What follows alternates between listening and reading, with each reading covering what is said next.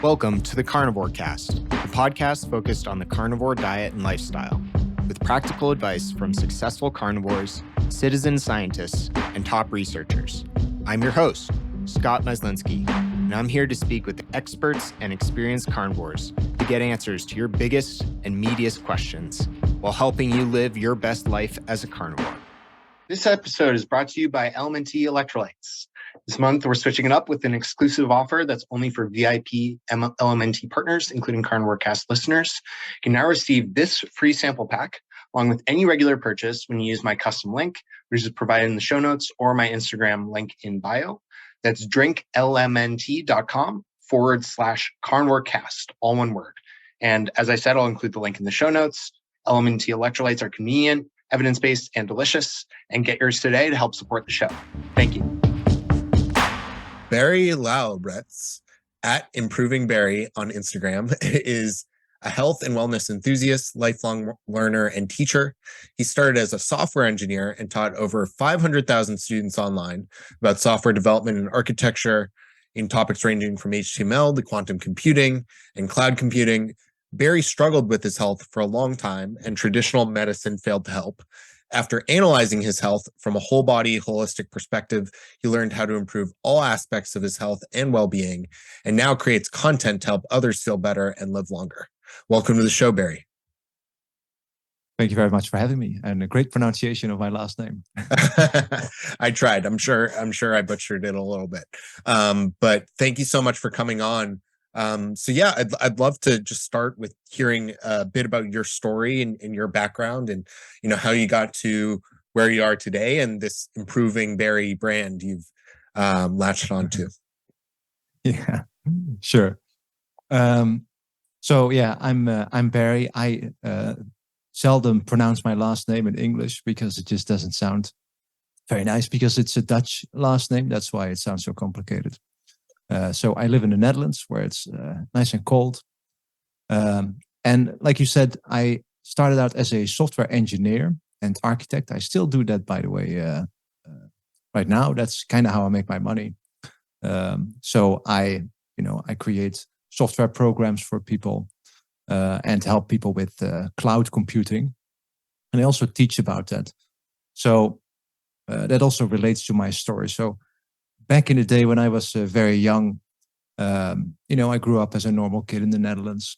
We ate bread, we drank lots and lots of milk. That's just how that goes. That's the culture over there, which is great. That worked for me very well. But from an early age on, I already had lots of gut issues. So I had stomach cramps, gut cramps, diarrhea, IBS basically, so irritable bowel syndrome. My parents took me to the doctor, so the normal GP, the general practitioner, and they had no idea what that was. They said, all right, that happens, maybe you ate something wrong. But it kept on happening over and over again. It kept on getting worse. So the doctor needed to see me still they had no idea. So they just said, well, this is just what's called IBS. So, that's a thing. We know about this. So you just have to live with it. I thought, all right, well, I don't know anything about this. So this is the doctor. He probably knows what he's talking about. So that's that then. Which is not a nice thing, because IBS is can be very crippling, really, because it involves diarrhea, for instance, stomach cramps. So if you're a young boy in school and you're having this, it's not a good time, because you need to go to the bathroom a lot. You're already under pressure from your peers and from, the world in general. So it's not a good thing to have. And especially growing up, I still had that. And my symptoms got worse. So more IBS symptoms, more fatigue, things like that. And just bouts of, let's just say, call it what it is, diarrhea and cramps, which is just crippling when you're trying to plan things with your friends, go on weekends. And then you're like, no, I can't, because, I have diarrhea right now. And it's shameful as well, as in I felt ashamed for it, which I know you shouldn't do, but that's just what it was. There was no help from the standard medical community, just nothing. This is just what it is. Nobody ever asked me what I was eating or what my lifestyle was or anything like that. But growing up, I had a lot of ear infections, for instance. So I got a lot of antibiotics. Also, another symptom that I had, apart from IBS, when I was growing up, whenever we went on a holiday, me and my parents, and I swam in a lake, for instance, so let's say an enclosed big body of water, I would usually get very, very sick, like infection sick. And then a doctor had to come, I had to take antibiotics. So probably my gut was a mess from very young on. But, nobody knew that, nobody asked about that. So later on, by trial and error, I discovered that I was lactose intolerant, which is a very strange thing in the Netherlands because everybody drinks milk, eats cheese like crazy. Milk is seriously in everything. Like if you buy ham, for instance, like on your bread in the supermarket, there's probably milk in it. Or chicken, for instance, is sometimes filled up with water, but also sometimes filled up with milk, because then when you heat it up, the milk also appears to be white, and then that's probably just chicken, right? So we have an excess of milk, so we put it in everything, which means that it's very difficult to not ingest that. But when I found that out, then I could start steering clear of that, and, no longer eat pizzas with cheese on it, for instance, although I never liked cheese, but for a pizza, that was fine. And of course, no longer just drink gallons and gallons of just milk, which helped a lot. So obvious, but who knows? It's so difficult, especially when you're younger and you don't have any help, to correlate what you're doing, so what you're putting in your body and how your lifestyle is, to what your health is. Nobody's talking about this, not even the doctor, which is so disappointing. Yeah. So from there on, I still had trouble, but a lot less, because I knew that, if I ingested lactose, then I would be in trouble. But that was also a blessing in disguise, because from that point on, I needed to look at all of the packaging of all of the food that I would get from the supermarket, to see what's in it, if there is milk in there or not, which often is the case in processed, highly processed foods, also in the Netherlands. So, I had to be careful with what I ate, especially when I ate out. Always had to ask, is there milk in this? And people don't understand, why would that matter? Sure, there might be milk in there. So I was still not feeling optimal and still had IBS. And by that time, I went to work as a software engineer. And that can be a very busy career. In my case, I started out as a consultant, which meant, seeing lots of clients, traveling a lot. And in our tiny country of the Netherlands, that means being in traffic a lot, because we have lots and lots of traffic. Although it's such a small country, we all want to be in the same places. And so we're just in traffic.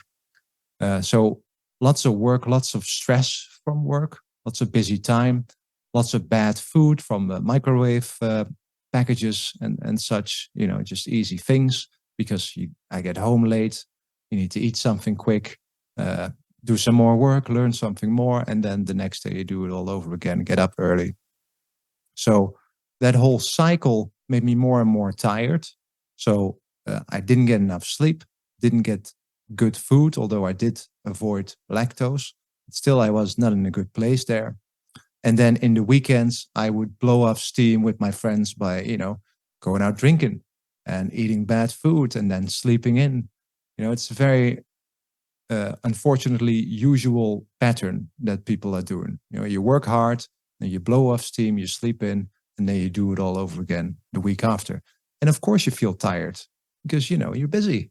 Why wouldn't you feel tired? That's part of life, right? You feel a bit like crap. Everybody does. So that's normal. And so for me, that was also normal. But over the years, by doing that, gradually I became more and more tired, more and more ill as well. IBS flared up more and more. So I was less able to do things in the social setting, which was more and more crippling. And eventually that led to a burnout as well. So my work was more and more busy and more and more political, more stressful. And I wasn't doing the right things that were really my passion. And so, that irks me a little bit. And because of that, it just all became too much. And my body said no at some point. So at some point, all of my creativity was just gone. I had no motivation. I didn't want to get out of bed. I was crying all the time. IBS was at the worst point, and I just couldn't do anything basically physically. My body just said, all right, it's done. Quit whatever you're doing right now. We're going in survival mode. And, it was very difficult to get out of that. I just had to stop everything and identify which things were stressing me out. And stress is a complicated thing because, people say that's in your head. It's all psychological stress. This is what the doctor also said. I went to the doctor, said, all right, maybe you should go talk to somebody, a psychiatrist, talk through your issues or whatever your stressors are. That really doesn't help because that's part of the problem, sure. But all of the other things that I was doing was putting stress on my body. So I was eating things that were hurting me, not lactose anymore, but other things that were hurting me as well. I wasn't sleeping enough. I was doing all these things that was hurting my body. And those are also stressors. And they kind of do the same thing as mental stresses, psychological stress there. So it's the same fight or flight response there, same mechanisms. And at some point, all these things build up and then your body just shuts down and says no. So a bit later there, I did get out of that burnout by just relaxing for a bit and getting rid of lots of work there. So ramping down my work. So I could, start work in a different way a little bit. But still, I wasn't good. Still had IBS, still had all these issues. And then I found in the Netherlands, like a functional medicine equivalent doctor in the Netherlands. And she helped me a lot. So she started to measure things like, all right, so let's see how your gut's doing. Let's see if you have any heavy metals. Let's see if you have any vitamin and mineral deficiencies. Things like that, simple things like that, which I had never done before, never thought about even. The doctor never asked about it. And she started to ask me, well, what are you eating, for instance? Which is the first thing, like a vet asks you if you take your dog into the vet. And we think that's totally normal. Of course you ask that, because what other parameters would there be? Well, for humans, that's kind of similar. So we discovered that I had a massively leaky gut, which means that the barriers in your gut are wider open than they should be. And that means that whatever you're eating seeps through those wider gaps straight into your bloodstream, which shouldn't be the case. And because of that, your immune system says, hey, this piece of salmon, for instance, that's an intruder. We're going to make antibodies for that. So whenever you eat salmon, you have a low-level immune response. And so your body creates inflammation for that, which is a good thing. Of course, inflammation can be a good thing. In the short run, you need that mechanism. Otherwise, we would be dead already. But if you constantly have that, your body is attacking itself because you are doing normal things, let's say.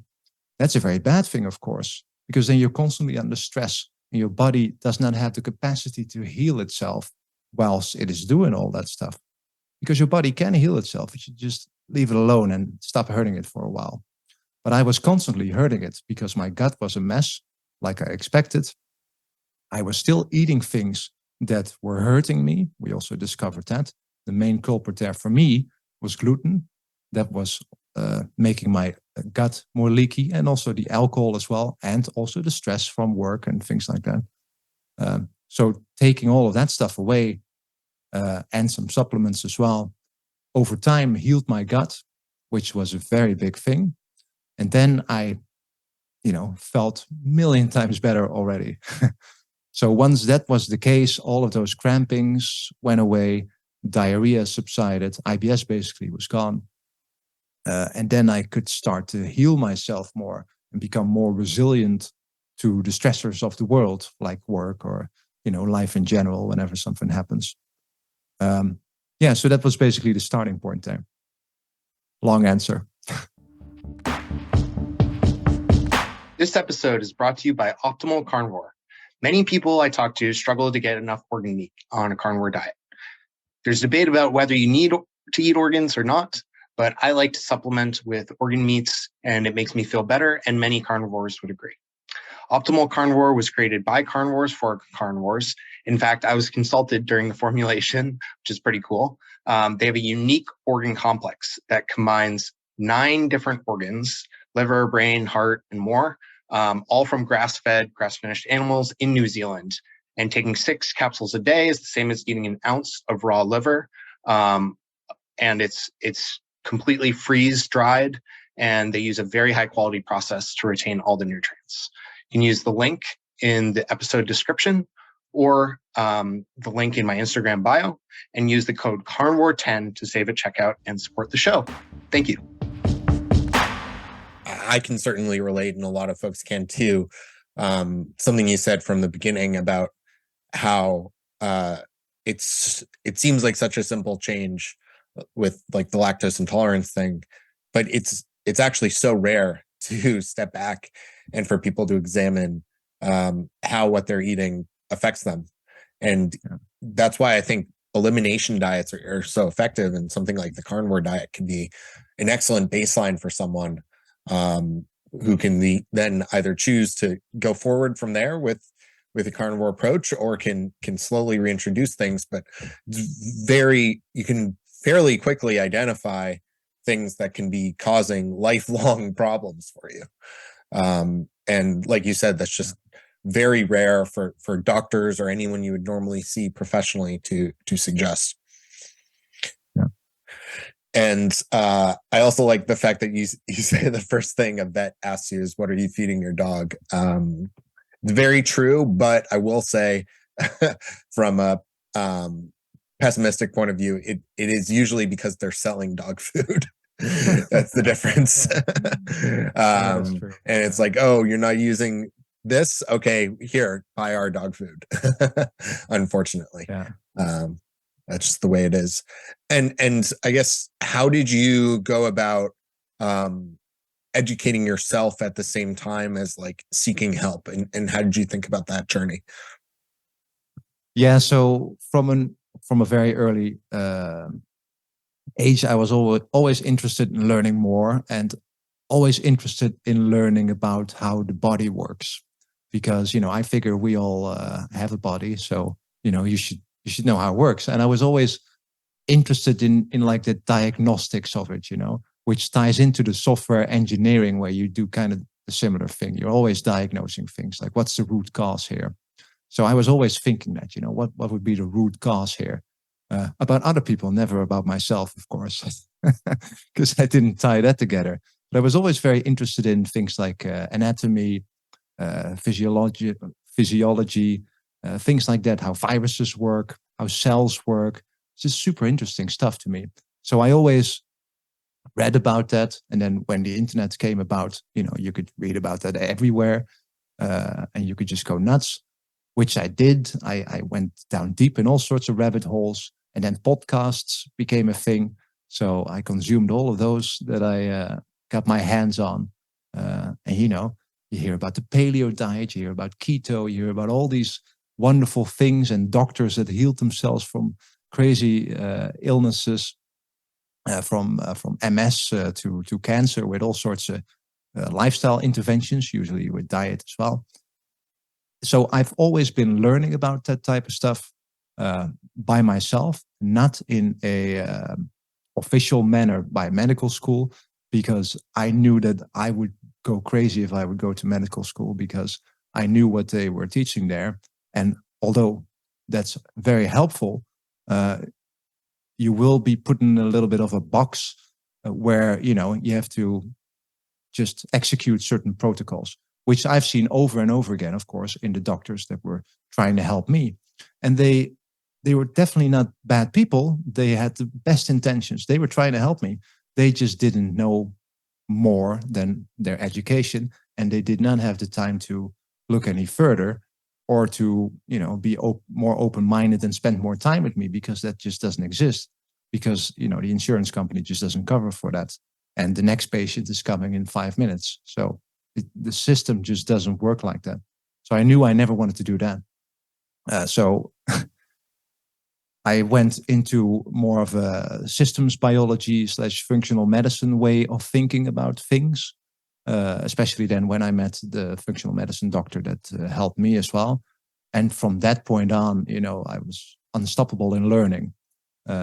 I just like to learn, and I hope that I am able to continue to do that forever. And I now also do that through the Improving Berry podcast, where I get to interview all sorts of experts about health and wellness, and they know a lot about a certain topic, and then I learn more about that topic, and then I dive deeper as well. That's awesome. I love the idea of continuing to learn, and this podcast for me has been a way to learn from really smart and excellent folks like yourself and others, and I've really felt blessed to be able to do that.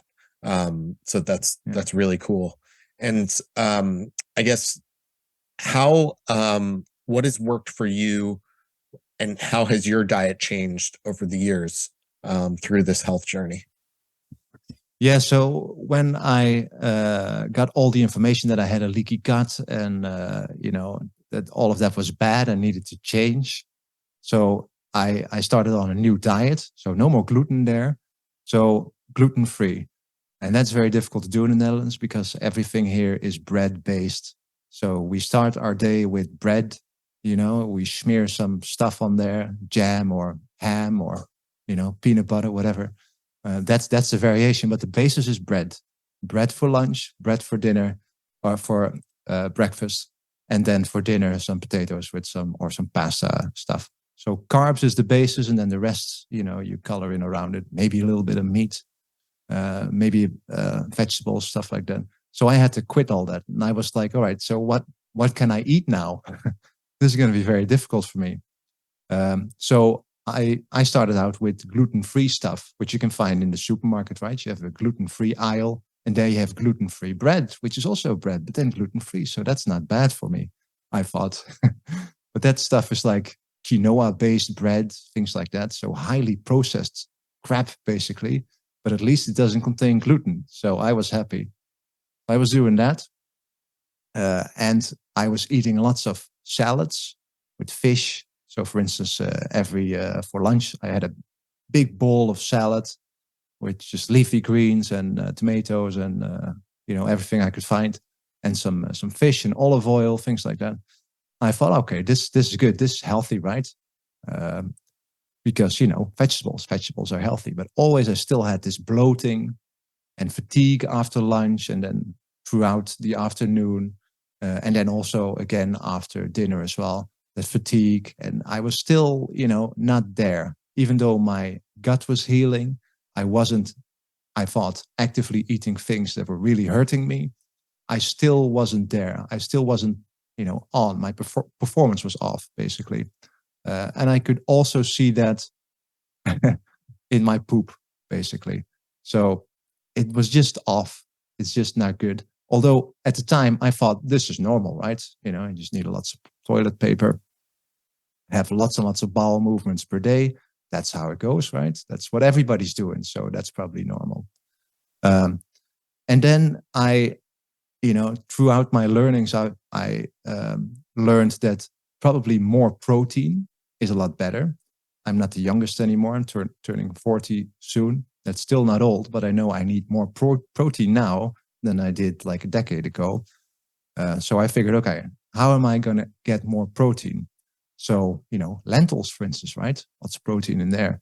That's a good idea. But lentils, man, when I was eating lentils actively, I had so much bloating and, IBS-like symptoms just from a meal like that.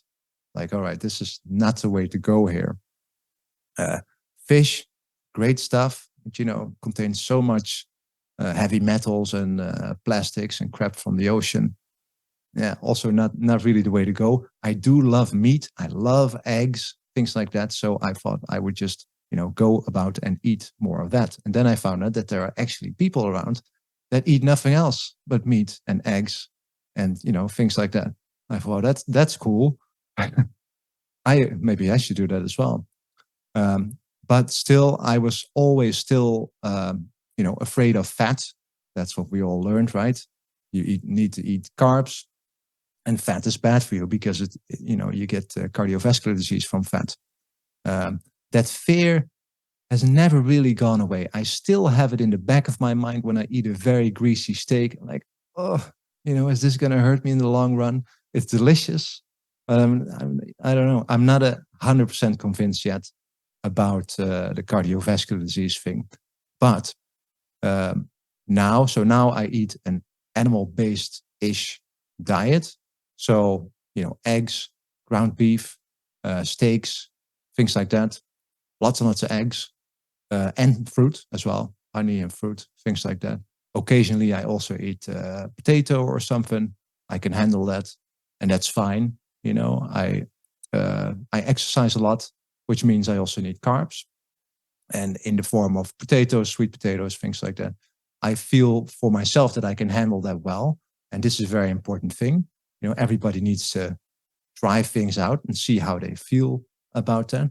But now I'm at a place where I can notice that things are good or bad for me without having to do a lab test or something like that. I can just feel it because I now have a baseline of feeling great, basically.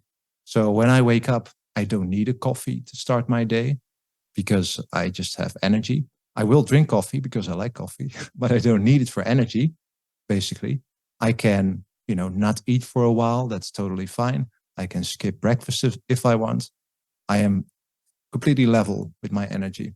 And then I can eat something if I feel like it, basically. And sometimes I do 2 meals. Sometimes I do 3 meals. Sometimes I add a bit of carbs. Sometimes I don't. But I don't have bloating anymore. I feel great. I think my gut is in a very good state. I haven't tested it in a while, but I know that if I go to the bathroom right now, I basically do it 1 time a day, and I don't need any toilet paper. I do check, but I never need it really. So, and I think that's a good indicator because I do know that when I do go off, and I do sometimes go off of the diet for a while, for instance, a week on holiday with my kids, they're going to be French fries and all sorts of crap that I really shouldn't eat. But why not? It's life. And so then I do feel myself sliding back a little bit. And, all those things, all those markers will be worse. But, again, I can still then easily get back if I just go back to how I eat now. Yeah. That's great. And so much of what you said there, I completely resonate with regards to focusing on trying things out for yourself and seeing what works for you. And it's tempting to start with, copying a diet or copying an expert and eating what they eat. But it is really, really, truly helpful to find those things for yourself and do that self-discovery and learning to optimize your own diet or get closer to that. And Barry, what are some other things you've learned from the podcast outside of diet? You mentioned exercise, but other things you found for yourself, either through the podcast or learning elsewise that has benefited you? Oh, so many things. But I try to get actionable health tips and insights from my guests as well, so that they can actually do something with it that are not difficult to implement. So low-hanging fruit. I think one of the basic things is monitoring yourself. So know thyself, right? Like we just discussed, there are a couple of things that are easy, that are relatively cheap, and can tell you a lot. So for instance, I know it's disgusting, but it's part of life. Look at your poop. What are you doing there? Is it good? Do you go to the bathroom all day long? Do you have to use lots of toilet paper? That's probably a signal that something is wrong there. If not, that's probably a signal that something is good there. Basic things, know your blood pressure. Some people have no idea what their blood pressure is because sometimes they see it if they go to the doctor. When do they go to the doctor? When they are sick.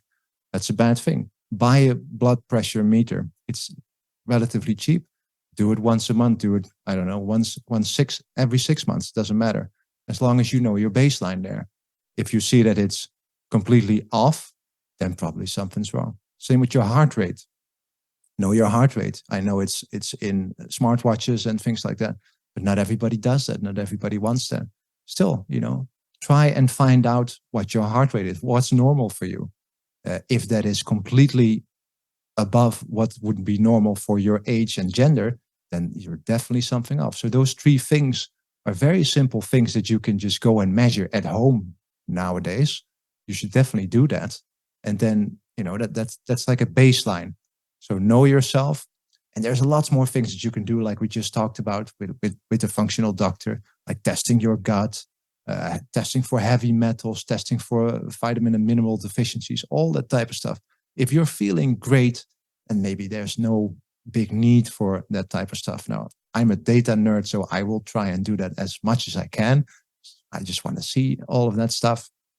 If you're feeling good, and all of those basic markers are good, so your blood pressure is excellent, your heart rate is great as well, yeah, you're probably fine. And if your poop is good as well, then you're probably fine. Another very important intervention that is very cheap as well is, optimize your vitamin D level. Make sure that is on point. I spoke to Dr. Joel Gould on the podcast that is out now. You can find it on improvingberry.com. He knows a lot about this stuff as well, as do many of the more progressive doctors. It should be between 60 and 80. I don't know what the measure is, millimolar, I think. Just optimize that, which for most of us means that you need to supplement that. So for instance, I live in the Netherlands. There is no sun in the Netherlands. Sometimes in the summer, but still, you sit in your office, you sit in your car, you sit in your house. You're not getting enough. You're simply not getting enough, probably not even in summer. You need to optimize that, and you need to take more vitamin D than the RDA, way more vitamin D than the RDA. Most people take 500 international units, IUs per day. That's nothing. That's not gonna be enough. You need to take about 1,000 IUs per 11.3 kilograms of lean body mass. And I don't have my pound converter on there here, so I'm not sure what that is in pounds. But that's a lot more. Basically double it. Yeah. Basically double it. There you go.